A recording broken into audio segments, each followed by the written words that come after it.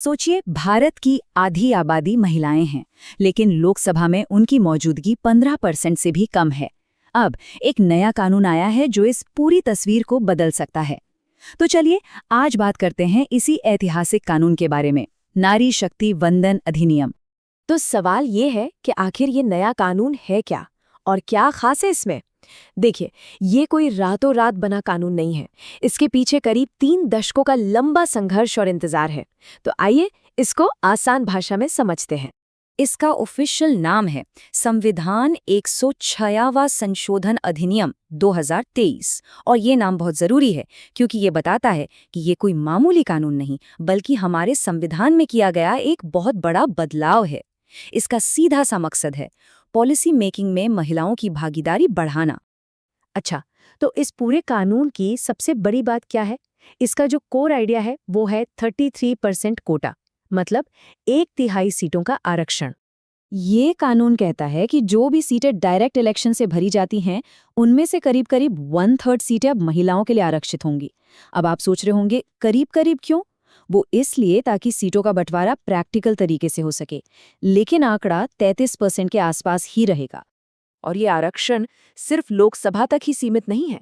ये देश के सभी राज्यों की विधानसभाओं और दिल्ली विधानसभा में भी लागू होगा। मतलब केंद्र से लेकर राज्य तक हर लेवल पर महिलाओं का प्रतिनिधित्व बढ़ाने की एक बड़ी कोशिश है ये।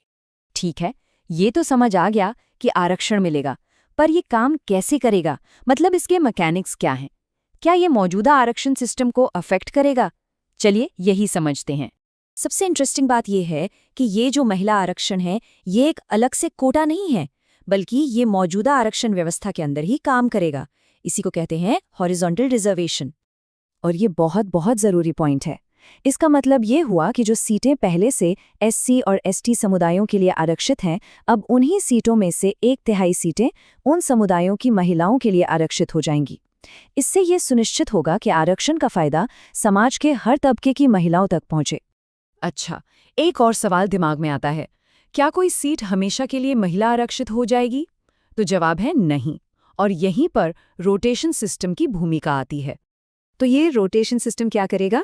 ये पक्का करेगा कि हर बार अलग अलग सीटों को आरक्षित किया जाए।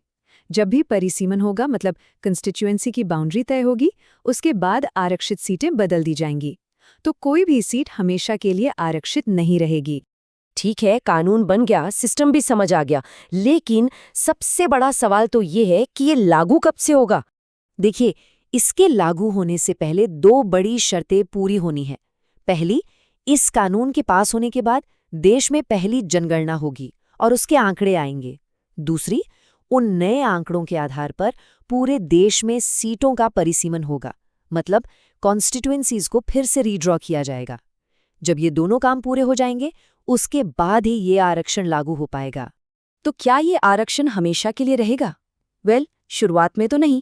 इस कानून में एक सनसेट क्लॉज भी है। इसका मतलब ये है कि जिस दिन से ये कानून लागू होगा, उस दिन से ये 15 साल तक चलेगा। 15 साल बाद संसद इस पर फिर से विचार करेगी कि इसे आगे बढ़ाना है या नहीं। चलिए तो फटाफट से एक बार इस पूरे अधिनियम के मेन पॉइंट्स को समराइज कर लेते हैं। तो ये कानून है संविधान का 106वां संशोधन।